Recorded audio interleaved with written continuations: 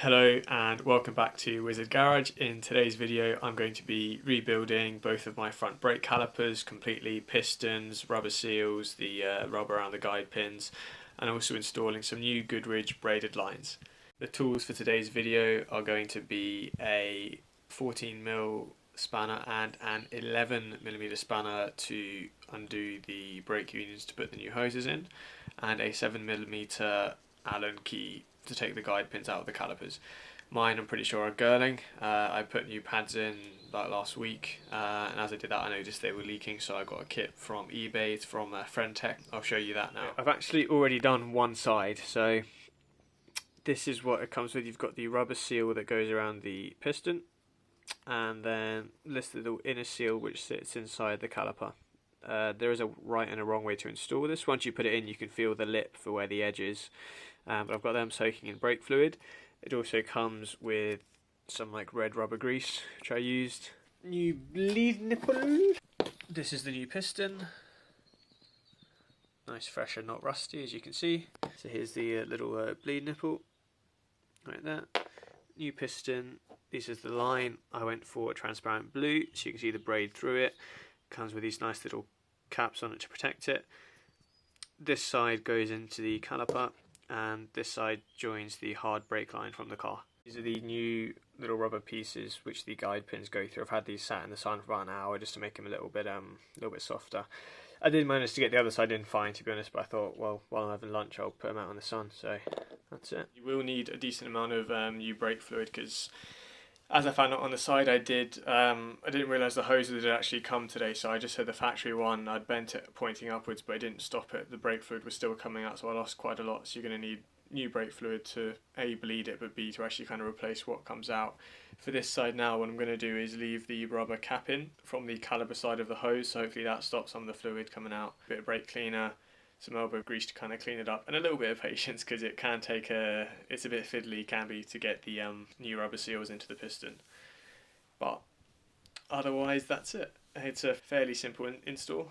Yeah, not much to it. The first thing I did is just 14mm loosened up this pipe from here just to make sure that it can come off, but put it back on, and then the same up here. It's a 14 at the bottom and an 11 at the top. I sprayed this with rust penetrant earlier, and now it undid fairly easy compared to the other side. That's just to make sure they can undo. That's where the new line will be going, like that. But first thing is to get the caliper off the disc. So that's a 7mm hex. It just goes at the back of the guide pins. Crack them loose.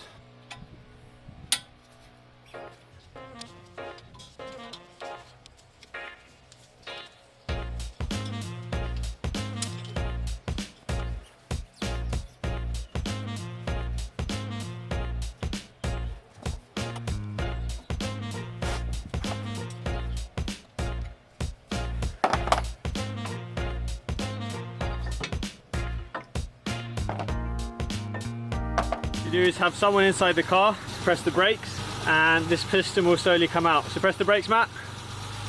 Yeah, keep going. Have a tray underneath because fluid will come out. Yeah, keep going. Bit more. Bit more. Bit more. Bit more.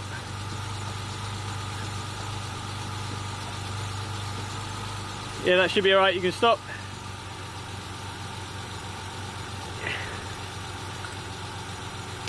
There she goes, and that's it. And then now you undo that nut, take your caliper off, and then you get ready to start rebuilding. This little cap threads on, so I've threaded it on, put the new line up, and hopefully that should stop the dripping, because it was absolutely pissing out just hanging it down. So hopefully I won't lose too much more fluid, and now I can get on to rebuilding the caliper itself. Set up on my workbench here, piece of MDF on my knees. First thing to do is remove the guide pins. A little bit tricky to do one-handed. There you go, there's one. Pop that down, keep that safe. The other one. There you go, two. Now to take these out, I found the best thing was to get a pick from underneath in this side and pull it out this way. And this rubber seal pulls off. So you can see there is a little rubber seal in here, and that's what I'll remove with a pick, and then give everything a real big good clean up. Hopefully you can see that in there. That is actually sludge. Disgusting. So yeah, good thing I'm giving them a rebuild. Might be why my brakes felt so unresponsive. Now, without a shot blaster or dipping it in acid, that's realistically as sort of clean as I can get it. The bore is much cleaner.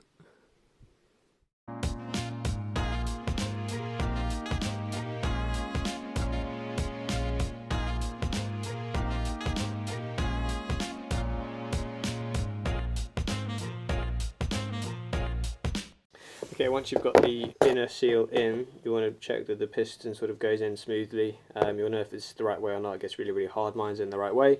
So I'm going to clean it out again and then put in the outer one. This one's a little bit tricky, so it takes a while, but essentially what I did for the other one is I put the end of the boot that goes into the caliper itself, I put this one in first and then stretched it around over this one. So instead of first having it sort of seated on the piston like this and then trying to put this bottom edge in, I put the bottom edge in first and then slide the piston in over it. Everything's getting very dirty, so yep. The guide pin thingy is all lubed up, and I find the thing to do, you kind of just get it in, just have to sort of tuck the edges in. Really difficult with just one hand. It's just pushed through. And now what we can do is kind of just press it in. And you see that it's on the other side. We'll just clean it up and then that'll be good. I'm installing the bleed nipple, 7mm. I need to do it overly tight because I'm going to have to bleed the system in a bit anyway, but just to check that it goes in. That all looks good. So next I've got the guide pins, get them ready because then I've got to twist this on to get it onto the brake line on the car. So you've got them all in and done up and made sure they're not twisted, you know, move the steering both ways, looked at the hoses, make sure they don't bend in any funny ways. Make sure you bleed them. I probably went through about 400 to 500 ml of brake fluid. I bled the rears as well just to check. And then put the wheels back on and go for a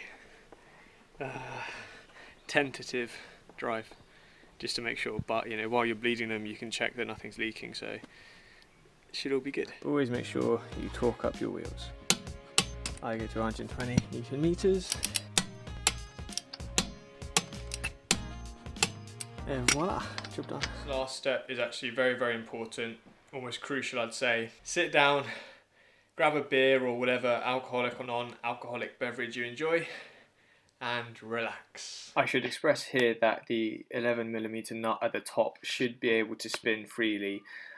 On my driver's side it didn't, but I should be able to spin freely so that you can get the hose in the right orientation so it's not twisted, put it into place and then screw down the male side of that nut instead of from the line itself. Thank you so much for watching another Wizard Garage video. I hope you have a great day and there's more of this style of content to come soon, so stay subscribed.